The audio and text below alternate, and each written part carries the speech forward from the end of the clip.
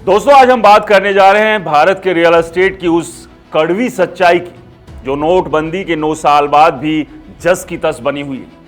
Cash का बोलबाला यानी ब्लैक मनी और रिश्वत का राज। लोकल सर्कल्स ने 301 जिलों के 39,000 से ज्यादा लोगों पर किया गया एक जबरदस्त सर्वे जारी किया है, जिसमें खुलासा हुआ है कि पिछले 3 सालों में प्रॉपर्टी खरीदने वाले हर 3 में से 2 लोग यानी पूरे 66% ने लेन देन का एक बड़ा हिस्सा कैश यानी ब्लैक में चुकाया। और चौंकी मत, इनमें से 26% ने कुल कीमत का आधे से ज्यादा पैसा नगद दिया ताकि रजिस्ट्रेशन में कम वैल्यू दिखे, टैक्स बचे और कागजों पर साफ सुथरी डील लगे, जबकि असल में अंडर द टेबल गेम चल रहा है। बाकी 19% भी 30% से 50% तक कैश यानी ब्लैक यूज किया।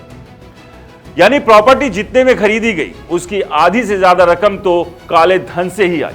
और ये सिर्फ आम लोग नहीं बल्कि मिडिल क्लास से लेकर हाई नेटवर्थ वाले तक सब कर रहे हैं। अब आते हैं रिश्वत की उस काली दुनिया पर, जहां 44% खरीदारों ने कबूला कि उन्हें प्रोसेस को तेज करने के लिए कम से कम 3 एजेंसियों या अफसरों को घूस देनी पड़ी। पटवारी से शुरू करके रेवेन्यू इंस्पेक्टर, सब रजिस्ट्रार ऑफिस में क्लर्क, टाइपिस्ट, डीड राइटर, नगर पालिका के बाबू और भूमि सर्वेक्षण विभाग तक हर हाथ में कुछ ना कुछ डालना पड़ा, वरना फाइल महीनों अटकी रहती है। मेट्रो सिटीज में थोड़ा डिजिटल सुधार हुआ, बिल्डरों के नए फ्लैट्स में कैश कम हुआ, लेकिन छोटे शहरों, कस्बों, गांव में जमीन, प्लॉट्स और पुरानी फैमिली प्रॉपर्टी की डील में तो कैश अभी भी राज करता है। लेकिन ऐसा नहीं है कि सिर्फ ये छोटे शहरों में ही खेल चल रहे हैं।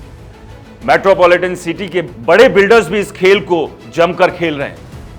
बाकायदा रिपोर्टर जी ने भी कुछ इस तरह के बिल्डरों का खुलासा किया था और इनकम टैक्स विभाग को उसकी पूरी डिटेल भी सौंपी थी।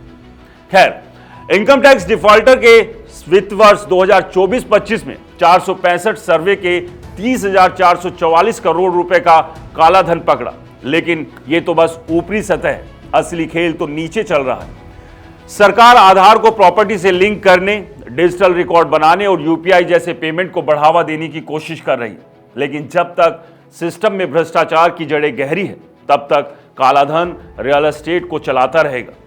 यह सर्वे साफ बताता है कि नोटबंदी का असर सिर्फ कागजों तक सीमित रहा है, हकीकत में कैश किंग बना हुआ है। और यह कैश का खेल सिर्फ हिंदुस्तान यानी हमारे देश में ही नहीं, यानी हमारे देश के ही रियल एस्टेट में नहीं, बल्कि यहां से दुबई तक चल रहा है। दुबई के बड़े बड़े प्रोजेक्ट्स में खुलकर कैश की डिमांड हो रही है।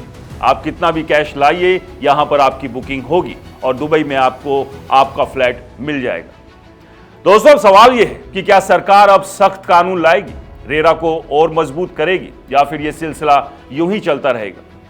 इस सब पर आप क्या सोचते हैं, हमें कमेंट्स में जरूर बताइए।